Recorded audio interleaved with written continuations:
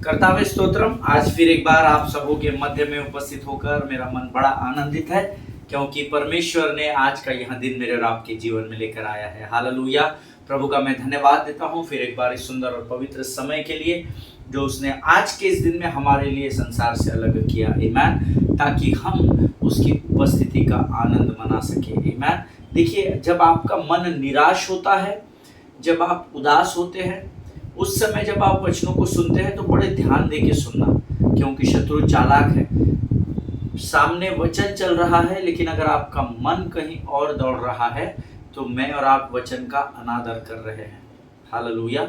और शत्रु आपको हमेशा याद रखिए, जीवन के अंत तक शत्रु हमेशा आपको वचन सुनने से रोकेगा, क्योंकि ये उसका काम है। स्वर्ग अपना काम बराबर कर रहा है, नरक अपना काम बराबर कर रहा है। समस्या केवल धर्मियों के साथ है। जो आज्ञाएं हमें दी गई है हम वो काम बराबर नहीं कर रहे, इसीलिए हम आशीषों को पाने से कई बार वंचित हो जाते हैं। आमीन। पर मैं विश्वास करता हूँ आप लोग जो रोज यहाँ आते हैं, वचन को सुनते हैं, उन वचनों को आप गंभीरता से ले रहे हैं। हालेलुया। प्रिय, परमेश्वर आपसे और मुझसे बहुत प्रेम करता है विदाउट एनी कंडीशंस। जब वो प्रेम करता है, जब उसके प्रेम का विषय आता है, तो वो निस्वार्थ प्रेम करने वाला परमेश्वर है। हम सब इस बात को जानते हैं और इन बातों को हम चख चुके हैं कि यहोवा कैसा भला परमेश्वर है। हालेलुया। उसी भले परमेश्वर ने हमें आज का यह दिन आनंदित और मगन होने के लिए दिया है। मैं प्रभु यहोवा का धन्यवाद करता हूँ, जो मेरा पिता है, जो जिसे मैं अपना अब्बा कहता हूँ, अब्बा कहकर पुकारता हूँ। उस परमेश्वर पिता ने कल के वचन के द्वारा बहुत सारे लोगों के जीवन में आशीषों को मिला। हालेलुया। प्रियो, वचन आशीष को ही लेकर आते हैं, पर आशीषें उनके जीवन में दी जाती है जो वचनों को ग्रहण करते हैं। तो वचन इज इक्वल टू आशीष होता है। वचन को अंदर लेना अर्थात स्वर्ग और पृथ्वी की आशीषों से भर जाना होता है। हालेलुया। आज फिर एक बार परमेश्वर का पवित्र आत्मा हमारे मध्य में है और वो हमें वचन बांटने के लिए तैयार है। लेकिन इससे पहले हम कुछ वचनों को पढ़कर, जैसे हम रोज पढ़ते हैं, हम कुछ वचनों को पढ़कर स्वर्ग के परमेश्वर का बखान करेंगे, उसका गुणानुवाद करेंगे, उसकी स्तुति करेंगे। और आज हमने पढ़ने के लिए जो वचन चुने हैं वो पाए जाते हैं नीति वचन की पुस्तक, उसका 14 अध्याय और उसके 17 से लेकर उसके 12 से लेकर 17 वचन हम पढ़ेंगे। नीति वचन उसका 14 अध्याय, उसके 12 से लेकर 17 वचन। The book of Proverbs chapter 14 verses 12 to 17। और सब मिलकर हम पढ़ेंगे। ध्यान से सुनिएगा और ध्यान से पढ़िएगा। ऐसा मार्ग है जो मनुष्य को ठीक जान पड़ता है, परंतु उसके अंत में मृत्यु ही मिलती है। हंसी के समय भी मन उदास होता है और आनंद के अंत में शोक होता है। जिसका मन ईश्वर की ओर से हट जाता है वह अपनी चाल चलन का फल भोगता है, परंतु भला मनुष्य आप ही आप संतुष्ट होता है। बुद्धिमान नहीं, भोला तो हर एक बात को सच मानता है, परंतु चतुर मनुष्य समझ बूझ कर चलता है। हालेलुया। बुद्धिमान डरकर बुराई से हटता है, परंतु मूर्ख ढीठ होकर निडर रहता है। जो झट क्रोध करे वह मूर्खता का काम भी करेगा, और जो बुरी युक्तियां निकालता है उससे लोग बैर रखते हैं। हालेलुया। ईमान। परमेश्वर इन वचनों के द्वारा आपको बड़ी बरकत और बड़ी आशीष दे। जितनों ने ये वचन इस समय सुना है और पढ़ा है, परमेश्वर आपको बहुत ऐसे आशीषित करे। 12 वचन कहता है, There is a way that seems right to a man, but its end is the way to death। Hallelujah. ऐसा मार्ग है जो मनुष्य को ठीक जान पड़ता है। हालेलुया। लेकिन उसके अंत में मृत्यु मिलती है। मैंने कल भी आपको बताया था, कई बार हम चलते आगे रास्ता बंद, खाई है, समझ में नहीं आ रहा आगे क्या करना है। हालेलुया। वचन कहता है मनुष्य को ठीक जान पड़ने वाला हर एक मार्ग सही नहीं होता है, लेकिन जब आप और मैं परमेश्वर की आत्मा की अगुवाई के मार्ग पर चलना आरंभ करते हैं तो हम अपने लक्ष्य तक, अपने उद्देश्य तक पहुंचाए जाते हैं। पिछला सब भूल कर आगे मैं दौड़ा चलूं, जो मेरे लिए धन था, उसको मैं त्याग दूं कि मैं पाऊं उससे पुरस्कार। दौड़ा मैं जाऊं कि मैं पाऊं उससे पुरस्कार। दौड़ा मैं जाऊं। आमेन। दौड़ते कहाँ हैं आप? आगे की ओर। पीछे की ओर दौड़ते हैं क्या? नहीं, हम आगे की ओर दौड़ते हैं। जो मनुष्य को मार्ग ठीक जान पड़ता है, जब कई बार आप उस पर दौड़ते हैं तो उसका अंत मृत्यु में बदल जाता है, लेकिन जब आप परमेश्वर के मार्ग पर दौड़ेंगे, प्रभु का वायदा है आप पुरस्कार को प्राप्त करेंगे। हालेलुया, आमीन। हंसी के समय भी मन उदास होता है और आनंद के अंत में शोक होता है। हालेलुया। कई लोगों को आपने देखा होगा जो बनावटी हंसी हंसते हैं, लेकिन अंदर मन बहुत उदास होता है। आमीन। और ये हम में से बहुतों के जीवन में बहुत बार होता है। आमीन। लेकिन आपको निराश और हताश होने की जरूरत नहीं। उदासी आएगी, निराशा की लोमड़ी आपको जकड़ने की कोशिश करेगी, लेकिन प्रभु का वचन कहता है परमेश्वर की ओर जो अपने मुख को लगा कर रखते हैं, उनका मुख परमेश्वर कभी भी काला नहीं होने देगा। हालेलुया, आमीन। जिसका मन ईश्वर की ओर से हट जाता है, वह अपनी चाल चलन का फल भोगता है। The backslider in heart will be filled with the fruit of his ways and a good man will be filled with the fruit of his ways. Hallelujah. जो बैकस्लाइड हो जाता है, अर्थात जिसका मन परमेश्वर से हटकर संसार और शरीर की अभिलाषाओं की ओर फंसा रहता है, वचन में लिखा है वह अपनी चाल चलन का फल भोगता है। हालेलुया। वो अपनी चाल चलन का फल भोगेगा। If you don't focus on the lord, अगर आपका ध्यान प्रभु की ओर नहीं रहेगा, तो आपको इसका फल भुगतना पड़ेगा। आपको इसका फल भुगतना पड़ेगा। Hallelujah. That is what the word says, the backslider in heart will be filled with the fruit of his ways. The backslider in heart will be filled with the fruit of his ways, but a good man will be filled with the fruit of his ways. वो कहते हैं ना कि जैसा आप बोगे वैसा ही आप काटोगे। So learn to sow good things. Hallelujah.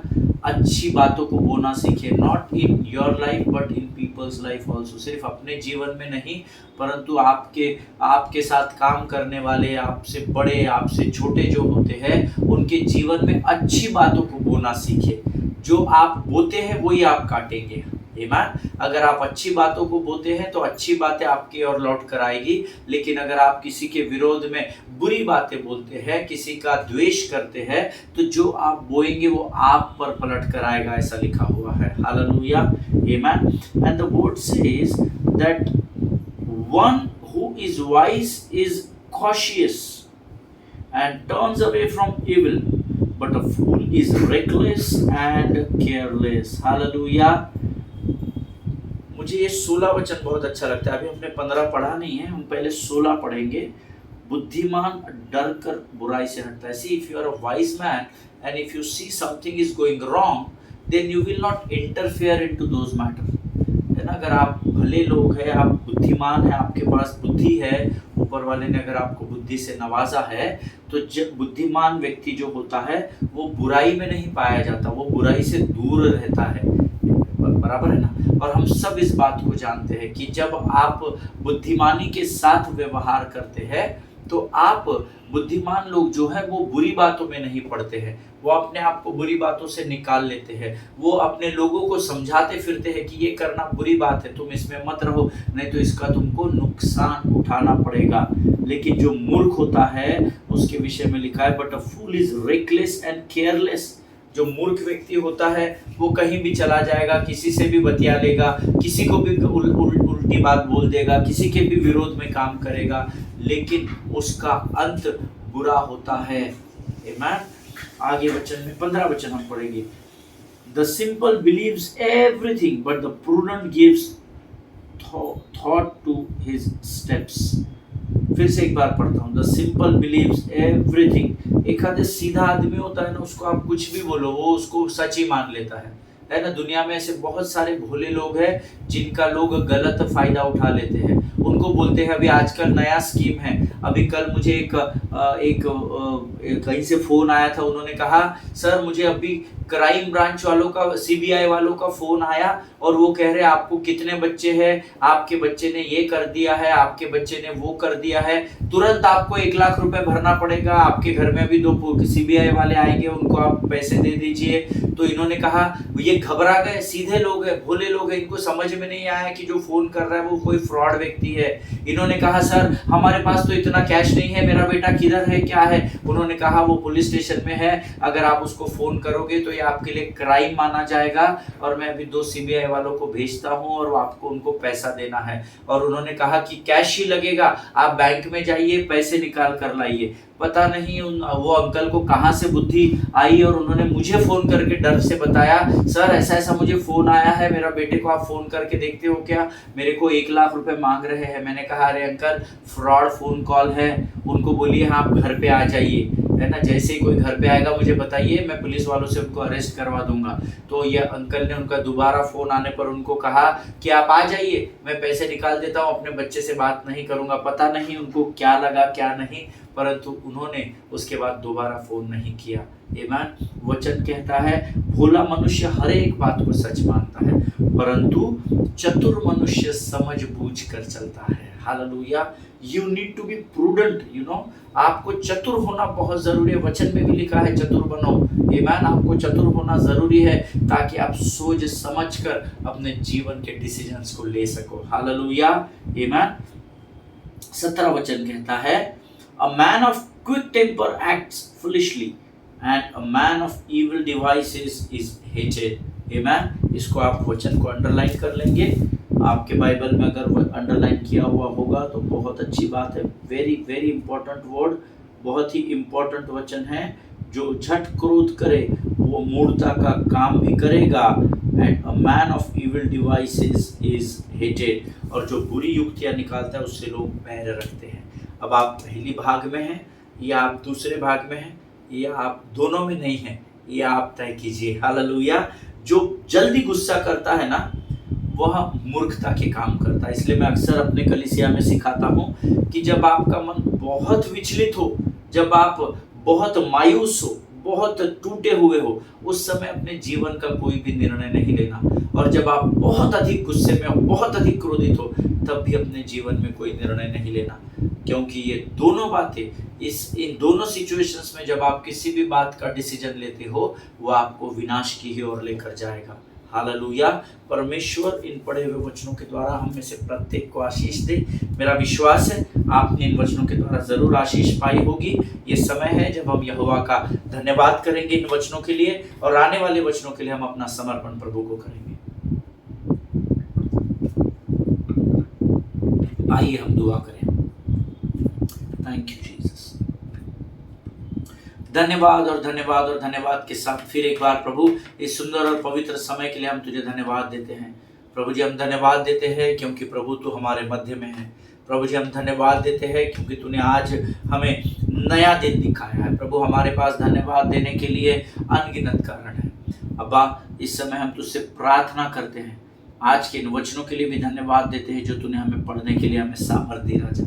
प्रभु जी आने वाले वचन जो तू हमसे बातचीत करने पर है राजा, होने थे राजा इन वचनों के द्वारा प्रभु जी तेरी महिमा होने पाए। प्रभु इस समय मैं प्रार्थना करता हूँ जितने लोग वचन को सुन रहे हैं प्रभु जी, उनके जीवन में तू परमेश्वर पिता अपने कार्य को पूर्ण करना। हम दुआ करते हैं कि जब तू बातचीत करता है तो तू हमसे पूर्ण बातचीत कर रहा है। जितने लोग सुनते हैं, सुनने जा रहे हैं, उन सबों के साथ तू हो, और आने वाले समय में ये सब तुझसे अनगिनत आशीषों को प्राप्त कर सके ऐसा तू होने दे राजा। सब कुछ हम तुझे समर्पित करते हैं प्रभु जी, अपने आप को यीशु मसीह के लहू में सुरक्षित करते हैं। तो इस समय हमारे साथ बना ऐसा विश्वास करते हैं और विनती को धन्यवाद के साथ हमारे उद्धारकर्ता जीवित परमेश्वर यीशु नासरी के मीठे और पवित्र नाम में मांगते हैं। सुन और बड़ी दया से ग्रहण कर। आमीन आमीन। हालेलुया। परमेश्वर भला है और उसकी करुणा सदा सदा की है। आमीन। मेरा गला थोड़ा ख़राब है, मेरे लिए दुआ करें कि जल्दी से ठीक हो जाए और मैं फिर एक बार आराधना में आगे बढ़ सकूं, प्रभु की महिमा में बढ़ सकूं। But the show must go on. काम बंद नहीं होना चाहिए, काम चलता रहना चाहिए, क्योंकि ये प्रभु के राज्य का काम है। चेलों ने जिस अच्छे और भले कार्य की शुरुआत की थी उसको हमें और आगे बढ़ाने की ज़रूरत है। हालेलुया। हम इन दिनों विक्ट्री ओवर रिजेक्शन इस विषय में सीख रहे हैं, कैसे अपने जीवन में तिरस्कृत किए जाने पर, अस्वीकृत किए जाने पर, रिजेक्ट किए जाने पर कैसे विजय को पाना है। बहुत कठिन होता है, बहुत कठिन है। जब लोग आपका तिरस्कार करते ना, हट हमको आपकी जरूरत नहीं है, अरे नहीं नहीं चलो हो गया, तुम्हारा काम हो गया, जितना करना था कर लिया, अभी निकल जाओ यहाँ से, हमारे सामने दोबारा नहीं आना। जब ऐसा कोई बोलता है तो बड़ा दुख होता है, क्रोध भी बहुत आता है। जब तक इनको जरूरत थी इन्होंने मुझे इस्तेमाल किया, मुझे निकाल कर फेंक दिया, बड़ा क्रोध आता है। परंतु परमेश्वर का वचन कहता है कि मैंने तुम्हें सहनशीलता दी है, तुम किसी ऐसी परीक्षा में नहीं पड़ेगी जिसको तुम सह ना सको। हालेलुया। और इसीलिए प्रभु ने ये अद्भुत विषय हमारे मध्य में लेकर आया है कि कैसे हमें अपने तिरस्कृत किए जाने की परिस्थिति पर विजय को पाना है। हालेलुया। मैंने आपको लूका रचित सुसमाचार उसके 9वें अध्याय से कुछ वचन बताए थे, मत्ती 10 से कुछ वचन बताए थे, और लूका रचित सुसमाचार में परमेश्वर ने अपने चेलों को सामर्थ और अधिकार दिए हैं और वो उनको कुछ बातों को सिखा रहा है वचनों के द्वारा। पहली बात जो हमने सीखी, you need to be cautious about your connection, जिसके विषय में हमने पिछले 2-3 दिनों में अध्ययन किया। आप किससे रिश्ता बनाते हो, आप कौन से लोगों में उठते बैठते हो, आप सेवा के लिए किस स्थान पर जाते हो, इसका चुनाव करने के लिए प्रभु ने हमें सिखाया है। सतर्क रहने के लिए कहा है, सचेत रहने के लिए कहा है। When you go to a town find a worthy house, ऐसा मत्ती की किताब उसके 10वें अध्याय में लिखा है। आमीन। किसी के भी घर में मत चले जाओ थके हारे, जहां सहारा मिल गया वहीं टिक गए, नहीं। योग्य घर का चुनाव करो, योग्य स्थान को चुनो, ऐसा वचन में लिखा है, जिसके विषय में हम गहराई में सीख चुके हैं। आमीन। आज मैं आपको दूसरी बात बताऊंगा। You need to learn to brush off the bitterness. आमीन। You need to learn to brush off the bitterness. आमीन। आपको कड़वाहट को या द्वेष की बातों को ब्रश ऑफ करना होगा, झटकना होगा। हम कहीं से गुजरते हैं और हम पर डस्ट अगर उड़ती है तो हम क्या करते हैं, हम झटकते हैं अपने कपड़ों को, है ना, उस धूल को हम झटकते हैं। आमीन। सो यीशु मसीह अपने चेलों को बता रहा है और मुझे और आपको भी बता रहा है कि पहली बात, हमको योग्य लोगों की पहचान करनी होगी जब हम सेवकाई के लिए जाएंगे या संसार में कहीं भी जाएंगे। दूसरी बात यीशु मसीह कहता है कि आपके अंदर जो कड़वाहट या द्वेष आ जाता है, जो बिटरनेस आ जाता है, तिरस्कृत किए जाने के कारण, आपको अस्वीकार किए जाने के कारण जो क्रोध या जो बिटरनेस, कड़वाहट जो आपके अंदर आती है, उसको आपको ब्रश ऑफ करना होगा, उसको आपको झटकना सीखना होगा। बहुत कठिन है ना। यहाँ से मैं आपको प्रचार कर रहा हूँ, बड़ा आसान है प्रचार करना, लेकिन इसका पालन करना कठिन है। पर मैं आपको बताऊं, मैं इतने आनंद से क्यों आपको प्रचार कर रहा हूं, क्योंकि मैंने उस बिटरनेस को ब्रश ऑफ करना सीख लिया है। हालेलुया। परमेश्वर सिखाता है अगर आप सीखने के लिए तैयार हैं। कठिन होता है, परंतु प्रभु की ओर जब आपकी आंखें लगी रहेगी, परमेश्वर आपको गिरने नहीं देगा और गिरते हुए को भी हाथ थाम कर उठा लेगा। Hallelujah. Amen. So you need to learn to brush off the bitterness of in your life.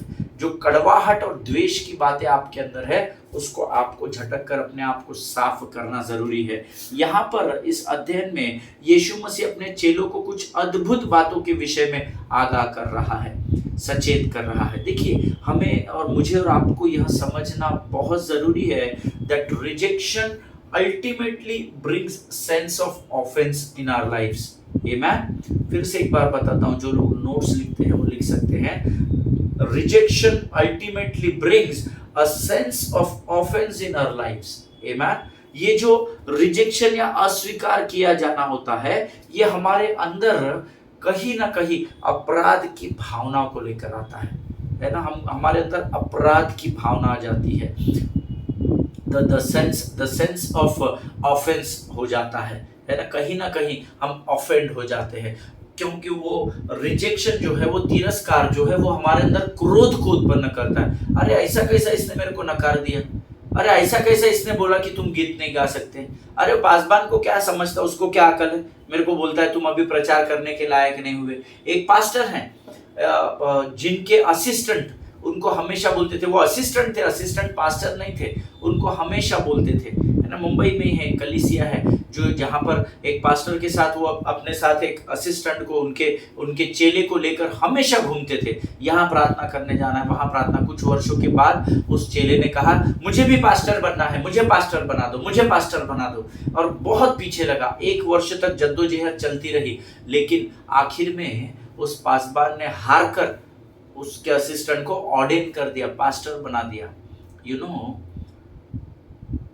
वो जैसे ही पास्टर बने वो भी लोगों के घर प्रार्थना करने जाने लगे, बहुत सारे जगहों पर सेवा के लिए जाने लगे, लेकिन उनके अंदर वो परिपक्वता नहीं थी कि वो पासबान बन सके। ईमान, लोग उनका आदर करते थे लेकिन वो क्वालिफिकेशन उनके पास नहीं था। मैं संसार की पढ़ाई की बात नहीं, बुलाहट नहीं थी, वो तैयार नहीं थे, परिपक्व नहीं थे, जिसका खामियाजा उनको भुगतना पड़ा। और जब सीनियर पास्टर ने उनको कलीसिया में डांटा तो इन्होंने विद्रोह कर दिया। क्यों? क्योंकि अभी sense of offence was inside, अपराध की भावना उस असिस्टेंट पास्टर के अंदर अपने पासबान के प्रति आ गई थी। Amen? And it happens, you know, यही मैं आपको बताने की कोशिश कर रहा हूं कि जब रिजेक्शन होता है ना, नहीं आपको मैंने गलती कर दी पास्टर बना के, आप पास्टर ऐसे नहीं होते हैं। जब सीनियर ने उसको कहा तो इसके अंदर अपराध की भावना, सेंस ऑफ ऑफेंस आ गया और ये विद्रोह करने लगा। हालेलुया, आमीन। और फिर सीनियर पासबान ने बोला अभी आप 6 महीने कहीं प्रार्थना करने नहीं जाएंगे, आप सिर्फ चर्च आएंगे और जाएंगे। और उन्होंने चर्च आना भी धीरे धीरे बंद कर दिया। बाद में तो सारी बातें सॉर्ट आउट हो गई, प्रभु का धन्यवाद हो। लेकिन that is what I am teaching you, and the Holy Spirit is teaching all of us, that the rejection ultimately brings the sense of offense in our lives. Amen. जब आपको अस्वीकार किया जाता है तो आपके अंदर अपराध की भावना जाग उठती है। Always remember, offense is that something or someone did not want us. Offence क्या होता है? एक अपराध की भावना हमारे अंदर उत्पन्न होती है कि ये व्यक्ति या ये कंपनी या ये कलीसिया अब मुझे नहीं चाहती है या ये अब मुझे अस्वीकार कर रहे हैं, तब अपराध की भावना आती है। आमीन। फॉर एग्जाम्पल, आप कई वर्षों तक कहीं सेवा कर रहे हैं और सडनली आपको बोला जाता है नहीं, अब कल से आपकी जरूरत नहीं है। आप किसी कंपनी में ईमानदारी से काम कर रहे हैं, सडनली एक दिन कंपनी बोलती कल से हमको आपकी जरूरत नहीं है। No explanation, nothing. अरे सर मुझे बताइए तो क्या गलती हो गई, है ना। आपको कोई एक्सप्लेनेशन नहीं दिया जाता है, सीधा टर्मिनेशन लेटर आपके हाथ में थमा दिया जाता है और आपको बोला जाता है आपकी जो भी ड्यूज है, इंसेंटिव्स है, वो आप अकाउंट डिपार्टमेंट से क्लियर कर ले और आप कल से यहाँ नहीं आना। वो समय होता है जब हमारे अंदर अपराध की भावना जागती है। आमीन। And this is very common. ये संसार में भी होता है, ये कलीसियाओं में भी होता है। This is very common. आप लगातार किसी चर्च में वर्शिप में अगुवाई कर रहे हैं और एक दिन सडनली आपसे कहा जाता है कि ब्रदर सिस्टर, हम लोग जो ग्रुप है ना हमारा वर्शिप का, वो हम डिसॉल्व कर रहे हैं और फिर हम नया ग्रुप बनाएंगे और उसमें आपको ऐड करेंगे। और नया ग्रुप बन भी जाता है और वर्शिप टीम भी फाइनल हो जाती है, प्रैक्टिसेस भी शुरू हो जाती है, लेकिन वो पुराने ग्रुप में से कुछ लोगों को ऐड नहीं किया जाता और उसका उनको कोई एक्सप्लेनेशन नहीं दिया जाता कि क्यों आपको क्वायर टीम से निकाला गया है, क्या कारण है, कोई एक्सप्लेनेशन नहीं होता। बट नेचुरल है, आपके अंदर अपराध की भावना आएगी ही।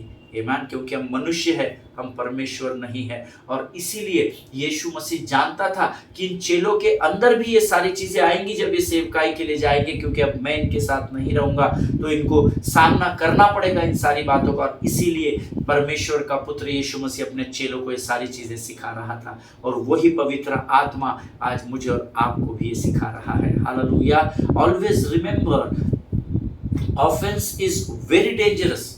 अपराध की भावना का, हमारे सेंस ऑफ ऑफेंस हमारे अंदर होना बहुत डेंजरस है। हालेलुया। वो आसान नहीं है क्योंकि वो आपको मृत्यु की ओर लेकर जाता है और यही अपराध की भावना हमें दूसरों के चुनाव होने की प्रक्रिया में भी बाधा डालने को प्रेरित करती है। हालेलुया। दिस ऑफेंस, जो लोग नोट्स लिखते हैं वो लिख सकते हैं, offence don't let the thing or the one choose someone else. Hallelujah. जब ये अपराध की भावना आपके अंदर आती है ना, मैं अपना उदाहरण बताता हूँ। जब मैं ड्रम्स बजाता था तो मैंने आपको कई बार बता चुका हूँ कि मेरे अंदर बड़ा घमंड और अभिमान था। अरे मेरे अलावा मेरे शहर में कोई नहीं है जो गॉस्पल को डेडिकेटेड है, जो ड्रम्स प्ले करता है और जो परमेश्वर की सेवा करता है। तो अभिमान और घमंड ने कहीं ना कहीं मेरे अंदर घर कर लिया। और एक दिन जब मेरे पासवान को ये बात समझ में आई, उन्होंने मुझे घर पर बुलाया और भी 2-3 बच्चे बैठे थे जो ड्रम्स बजाते थे, और मुझे ऐसा लगता था मुझसे अच्छा कोई नहीं बजाता है, लेकिन वे भी बहुत अच्छे परमेश्वर के चुने हुए सेवक थे। ये मुझे बाद में पता चला, तब तक मुझे लगता था मैं ही सबसे बड़ा व्यक्ति हूँ। और पासवान ने घर पर बुलाया सबको, हमने प्रार्थना की, इधर उधर की बातें हुई, और फिर चाय पिए हम लोग साथ में, हम लोगों ने फेलोशिप की। और suddenly then pastor said, brother Amit, अभी ना कुछ दिन तक आप ड्रम्स प्ले नहीं करेंगे। तो मुझे समझ में नहीं आया, ये लड़कों के आगे पास्टर मुझे क्यों बोल रहा है, अकेले में क्यों नहीं बोला। और मैंने कहा भाई पास्टर व्हाट हैपेंड, क्या हो गया पास्टर जी। एकदम से नहीं कुछ दिन ना आप थोड़ा सा अभी वचन सुनो, है ना। मैंने कहा मैं तो वचन वैसे भी सुनता हूँ, आराधना के बाद ही तो आप प्रचार करते, बस अब क्या हो गया। तो उन्होंने कहा नहीं मैं तुम्हें धीरे धीरे बताऊंगा, लेकिन मैं चाहता हूँ कि ये व्यक्ति, एक फलाने को उन्होंने चुना था, और उन्होंने कहा ये व्यक्ति आज से हर इतवार को शाम को आराधना में ड्रम्स प्ले करेगा, आप कांग्रीगेशन में बैठना और आप सिर्फ वचन की ओर ध्यान देना। मेरे अंदर क्योंकि ऑफेंस था, मेरे अंदर सेंस ऑफ ऑफेंस था, दोष की भावना थी, अपराध की भावना मेरे अंदर थी। तो मुझे बहुत मुझे क्रोध आया कि इसको कैसे चुन लिया, मैं सर्वोत्तम हूँ, इसको कैसे चुन लिया। अपराध की भावना दूसरों के प्रति आपके अंदर कड़वाहट को बढ़ाती चली जाती है।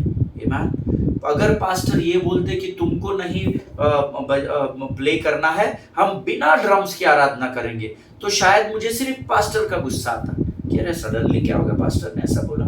लेकिन पास्टर ने कहा तुम नहीं बजाओगे, वो बजाएगा, मैंने आज से इसको चुना है। तो मेरा गुस्सा यहाँ से यहाँ पर भी डाइवर्ट हो गया।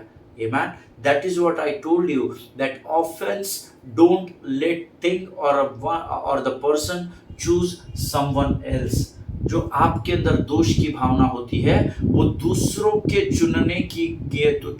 को चुनने की प्रक्रिया में भी बाधा डालती है। फॉर एग्जाम्पल, और एक उदाहरण देता हूँ। एक कपल है जो दोनों एक दूसरे से प्रेम करते हैं, डेटिंग कर रहे हैं, जो भी वो कर रहे हैं, दैट इज देयर प्रॉब्लम। वो एक दूसरे के साथ है, और सडनली एक दिन लड़की बोलती है कि आज तक हमारे बीच में जो भी हो गया सब ठीक है, आज से तुम्हारा मेरा रिश्ता कोई नहीं रहेगा, आज से मैं उसको चुनती हूँ, या वाइस वर्सा। या लड़का ऐसा बोलता है कि नहीं बाबा हो गया, अभी मैं तेरे को इससे ज़्यादा नहीं सहन कर सकता, आज से तेरा मेरा कोई रिश्ता नहीं है, आज से मैं उसको चुनता हूँ। अब क्या होगा कि ये बहन के जीवन में या ये भाई के जीवन में जिसको चुना गया है उसके प्रति भी क्रोध उमड़ उठेगा। आमीन। अपराध की भावना, और आपने न्यूज़ में, हम हर तरफ मीडिया में देखते हैं, आजकल सोशल मीडिया एक्टिव है, ऐसी बहुत सारी केसेस है जहां इस बहन ने दूसरे व्यक्ति का चुनाव किया तो इस प्रेमी ने उसको कत्ल कर दिया। अपराध की भावना आ जाती है। Rejection is very dangerous. Hallelujah. अस्वीकार किया जाना बहुत खतरे की बात है। Amen. Which is very dangerous to handle, and that is what, और ये हम सबों के जीवन में किसी न किसी मात्रा में है। और इसीलिए परमेश्वर इन दिनों इस अद्भुत विषय को हमारे मध्य में लेकर आया है। हालेलुया। अपराध की भावना हमें दूसरों को चुनने की, दूसरों के चुनाव होने की प्रक्रिया में भी बाधा डालने को, नहीं वो कैसा ड्रम्स बजाएगा पास्टर, इसके पास क्या है, ये तो अभी इसको ढंग से आता भी नहीं, इसने क्या पढ़ाई किया है क्या, मैं तो सीख कर आया हूँ, ये किया हूँ वो। हमारे अंदर दूसरों की उन्नति को भी रोकने का काम करती है। हालेलुया। इसीलिए रिजेक्शन के ऊपर हमको विजय पाना बहुत जरूरी है। फॉर एग्जाम्पल, आपने मुझे छोड़कर उसको कैसे सिलेक्ट कर लिया पास्टर साहब, अरे मैं अब तक तेरे लिए बहुत अच्छा था, तू मुझे अपना हीरो मानती थी, आइडल मानती थी, सब कुछ मानती थी, रातों रात तूने कैसे डिसीजन बदल दिया, ऐसा उस लड़के में क्या खास है जो मुझ में नहीं है। अपराध की भावना। हालेलुया। अगर मुझे प्रमोशन नहीं दिया, मैं योग्य था सर, तो आपने इसको कैसे चुन लिया, इसको कैसे प्रमोशन दे दिया। अपराध की भावना। ऐसे हजारों उदाहरण हैं जो हमारे अंदर अपराध की भावना को उत्पन्न करते हैं। कई बार जब हम अस्वीकार या अस्वीकृत या रिजेक्ट किए जाते हैं तो इसका सीधा असर हमारी आत्मा पर पड़ता है। हालेलुया, सीधा असर आत्मा पर आता है। अब मैं थोड़ा सा, मुझे काढ़ा पीने के लिए दिया है, क्षमा करें। कई बार जब आपको अस्वीकार किया जाता है तो क्रोध आता है। क्रोध आपके अंदर सेंस ऑफ ऑफेंस को लेकर आता है, अर्थात अपराध की भावना को उत्पन्न करता है। और अपराध की भावना जब आपके अंदर आ जाती है, उसका असर सीधा it affected on our spirits. आमीन। वो हमारी आत्मा पर सीधा असर करता है, और इस बात की गहराई को समझना बहुत ज़रूरी है। आत्मा पर असर होता है तो फिर हम बोलते हैं, हाँ मेरे को बजाने नहीं दे रहे, मैं चर्च ही नहीं जाऊंगा। मेरे को क्वायर में नहीं ले रहे, जाने दो, मेरे नहीं जाने से क्या फ़र्क पड़ रहा। अब उनको समझेगा जब मैं क्वायर में नहीं रहूँगा तो मेरे नहीं जाने से चर्च में देखो कैसा फ़र्क पड़ता है। आत्मा पर अफेक्ट करता है। शैतान चालाक है, इस बात को याद रखिएगा। हालेलुया। एक किताब है जिसका नाम मैंने पिछले दिनों में वो पढ़ी, मेरे शेल्फ में रखी हुई है, और अगर आपको एक किताब मिलती है तो आप ज़रूर पढ़िएगा। अद्भुत है। यूट्यूब से आप मंगाइए, अमेजॉन में आपको मिल जाएगा शायद। The name of the book is bait of Satan, BAIT, है ना, which is written by the author John Bevere, BEVERE, John BEVERE। इसको आप गूगल में भी सर्च करेंगे तो शायद वहां पर आपको मिल जाएगी। ये अद्भुत किताब है ना। मैं पिछले 1-1.5 वर्ष पहले इसको पढ़ा था। अद्भुत किताब। और जब मैं इस किताब को पढ़ रहा था ना, तब मेरे अंदर पवित्र आत्मा ने इस विषय को डाला था, विक्ट्री ओवर रिजेक्शन। और तब से मैं प्रभु से प्रार्थना में इस विषय को मांग रहा था। अब कहीं जाकर प्रभु ने अनुमति दी कि मैं इस विषय में आपसे बातचीत कर सकूं। बेट ऑफ सेटन, आमीन। और इसमें अगर ये किताब मिलती है ना तो ज़रूर पढ़ना। इसमें ऑफेंस के बारे में बहुत अच्छा अध्ययन सिखाया गया है, बहुत अच्छा लिखा गया है। अपराध की भावना के बारे में बहुत अच्छा विषय है जिसमें लेखक ने लिखा। इसमें द जॉन आर्ग्यूज, इसमें वो जब लिखता है तो वो कहता है, offence is devil's number 1 tool to detour the body of Christ. आमीन। ये उसके शब्द है लिखे हुए, ये मेरे लिखे हुए नहीं है। Offence is devil's number 1 tool to detour the body of Christ. दोष की भावना आपको मसीह के देह के इर्द गिर्द चक्कर लगवाने में मजबूर कर देती है। हालेलुया। जब आपके अंदर दोष की भावना होती है तो वो दोष की भावना आपको मसीह के देह से जुड़ने नहीं देती।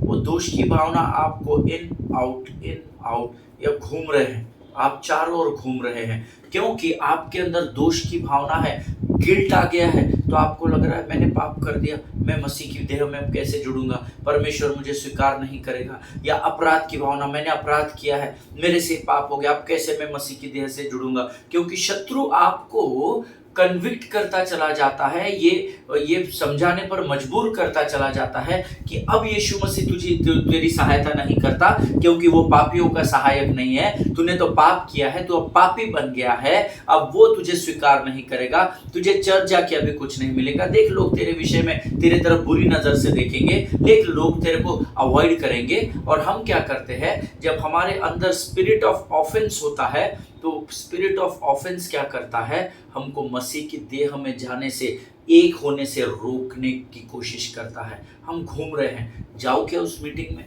अच्छा नहीं, लोग क्या सोचेंगे, मैं पास्टर को फ़ोन करूं क्या सॉरी बोलने के लिए, नहीं पता नहीं शायद पास्टर मुझे क्षमा नहीं करेंगे। आप मसीह की देह के इर्द गिर्द ही घूम रहे हैं। हालेलुया। जिनके सुनने के कान हो वो सुन ले। अगर आज आप किसी ऐसी दशा में है जहां आपको रिजेक्ट किया गया है, learn to get victory over your rejection. हालेलुया। अपने अस्वीकार किए जाने पर विजय पाने को सीखना पड़ेगा। आमीन। नहीं तो आपको शत्रु कच्चा चबा जाएगा, आपको अधोलोक के फाटक में ले जाएगा। आमीन। और मैं नहीं चाहता कि जितने लोग ये वचन सुन रहे हैं उनमें से एक भी आत्मा नष्ट हो। आमीन। Always remember, God is good all the time, है ना। परमेश्वर हर समय भला परमेश्वर है। ज़रूर आप ये किताब बेट ऑफ सेटन पढ़िएगा। अगर जॉन बीवियर की आपको एक किताब मिले, बहुत गहराई में उसने आर्ग्यू किया है इसमें, है ना, बहुत गहराई में उसने ऑफेंस के ऊपर सिखाया। जब मैंने सीखा तो मेरा नज़रिया बदल गया। हालेलुया, आमीन।